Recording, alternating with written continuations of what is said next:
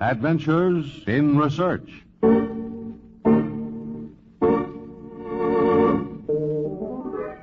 The list of known elements totals only 100. Only 100 elements, some of them man-made, compose everything we know. And one man discovered 2 of them. His friend said of him, "Oh, William, he's never been wrong in his life. Never once." His enemy said, "Who, William? A money-hungry hermit who never discovered anything." But to most of his contemporaries, he wasn't known at all, because he was the Recluse of Fitzroy Square.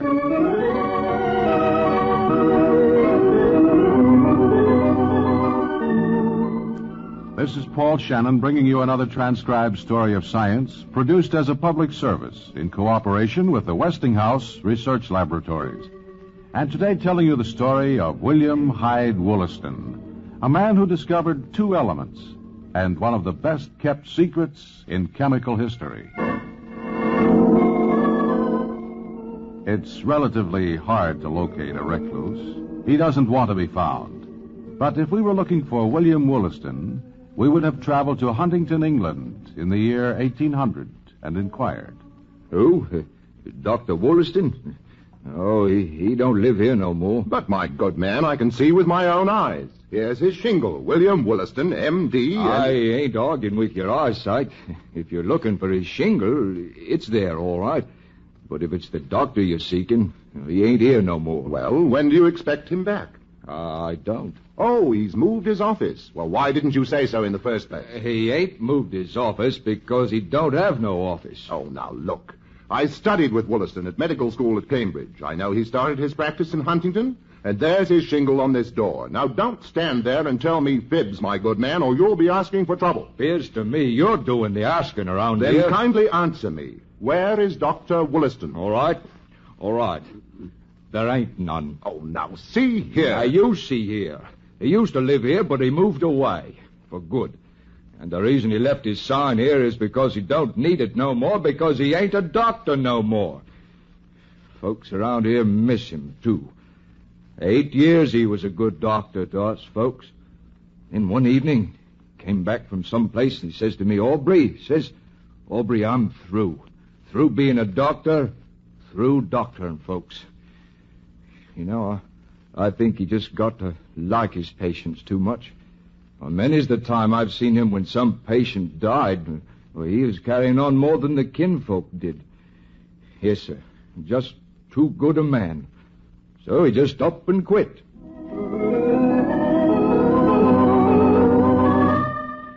The sufferings of Wollaston's patients caused him too much mental anguish, so he retired from medicine after 8 profitable years and took up applied science for his livelihood. We finally could have tracked our elusive man down. He moved into lodgings at 14 Buckingham Street, Fitzroy Square in London. With double bolts on the doors, locks and chains that would keep out any intruders, it seems that William Wollaston is guarding some sort of secret. We could have heard rumors. This secret he's guarding so closely and working so hard at involves the metal platinum. We could have asked the scientists of his day about platinum and heard... Yes, platinum. A grayish-white metal, known since antiquity. Most interesting because the primitive cultures made no use of it. They couldn't melt it, you see, and we can't work with it. It isn't malleable, so it really isn't much good. It's one metal you can't work. It's light, would be valuable for making, say, laboratory vessels, wouldn't dissolve or melt. But then, what good is it if you can't shape it? And maybe we would have found a clue to what went on behind the locked and bolted doors of Wollaston's laboratory. Rumor was that he was trying to find a way to make platinum malleable. But who could say for sure?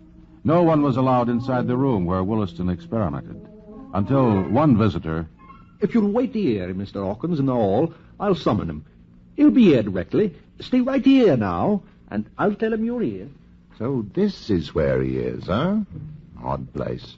Enough bolts and locks to... That door there must lead to the laboratory. Joe, look at that lock, will you? And a length of chain... I say, it isn't shut. A light push might... Aha. Yes, this is the laboratory, all right. Light doesn't do good. Beakers, chemicals, and here seems to be a furnace.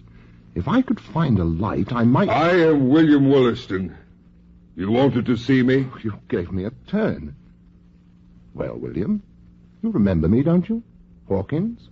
Egbert Hawkins from Cambridge? My servant gave you precise instructions not to leave the hall, I believe.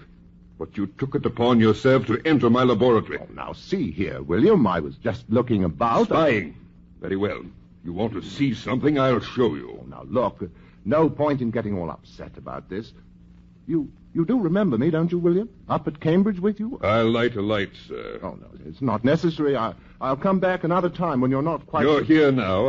I believe you were looking at the furnace when I discovered you. Very well. Come along. Oh, really? It isn't... This is the furnace. Come closer. Take a good look, because it is the last time you'll ever see the inside of my laboratory. Please, you're hurting my arm. Seen enough? Now get out, and never come near my place again. No, Mr. Wollaston didn't like visitors, and people kept their distance from his locked doors and hot furnaces. And then one day a handbill was distributed. Little boys were handing out printed advertisements on the streets of London. What is it, Harry? Well, it's a sound bill. What's it say? Another auction, likely. No. It says new silver. New silver? Called, palladium. It says here it has various properties that show it to be a new element. A new noble metal related to platinum. It's sold only by Mr. Forster on Gerrard Street in Soho, in samples of 5 shillings, half a guinea, or 1 guinea each. New silver? Now, what the deuce does that mean?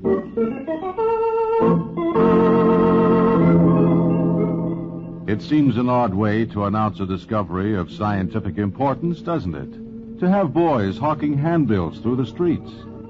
But if it prompted our curiosity that day in 1804, we might hurry to the shop of Mr. Forster, where he sells articles of natural history, and purchase a sample of palladium. Palladium? No, sir. All sold out. Don't have a bit of it left. Funny thing, one man bought up the entire supply. We might get some of it from him. You know, he came rushing in here and bought all the palladium I had. His name is, Chenevix, Richard Chenevix. He lives right over on Nichols. Why, Mr. Chenevix, whatever is all this? Here, give me a hand with this, Hobson, please. Well, yes, sir, but Whitney, what on earth is it? It is supposed to be a new metal, palladium. A new metal? Supposed to be. I fancy that some charlatan is trying to put something over on the public. Palladium, indeed. I fancy this is some of that old hermit Wollaston's work. Sneaky business, printing a handbill about it.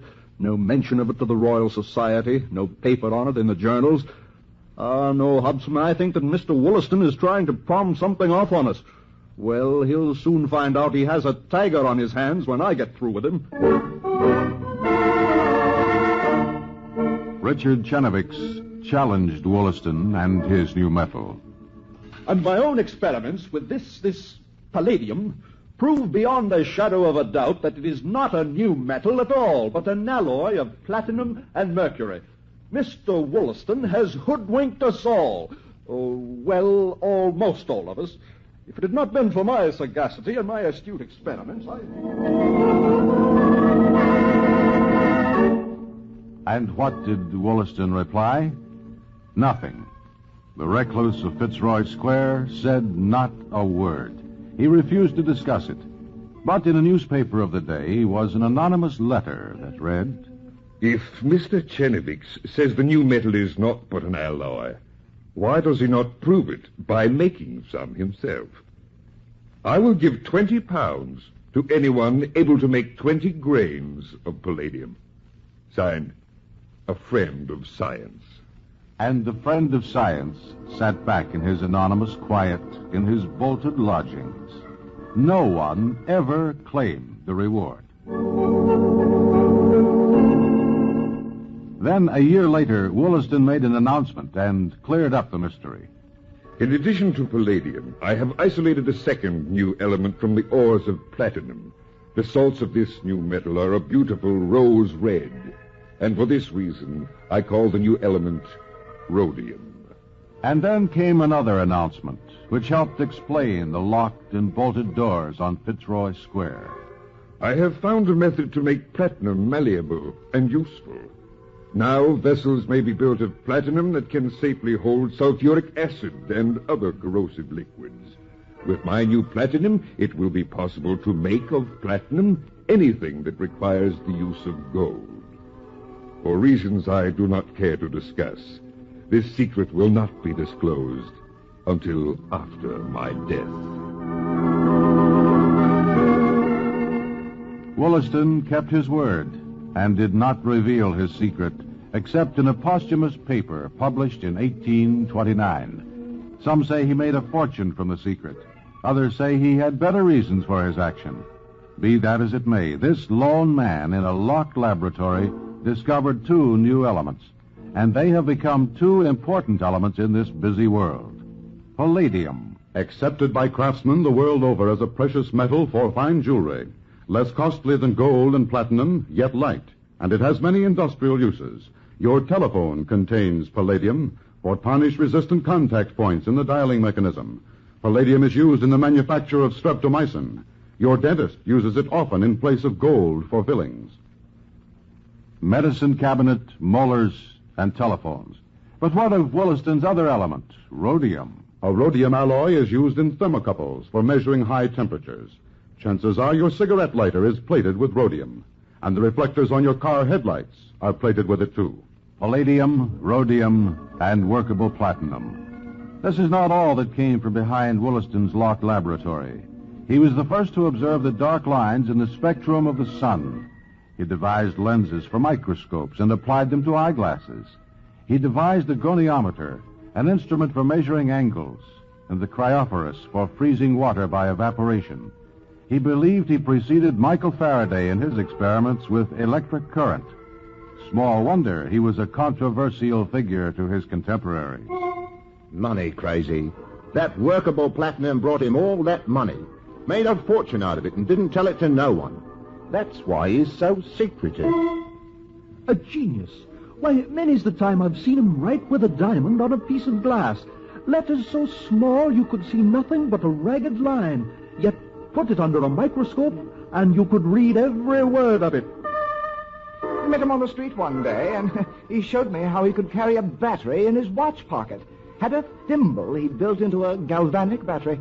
Heated a platinum wire white hot from a thimble.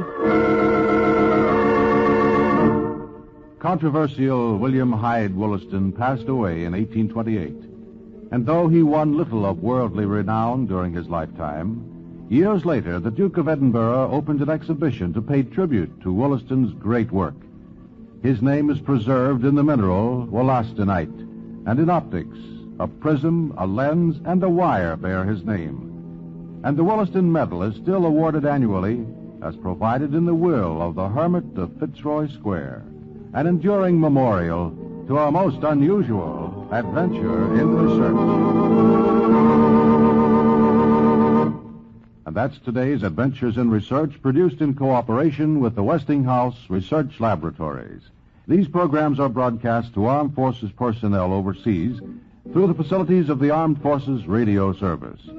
Join us again next week for another transcribed story of science on Adventures in Research.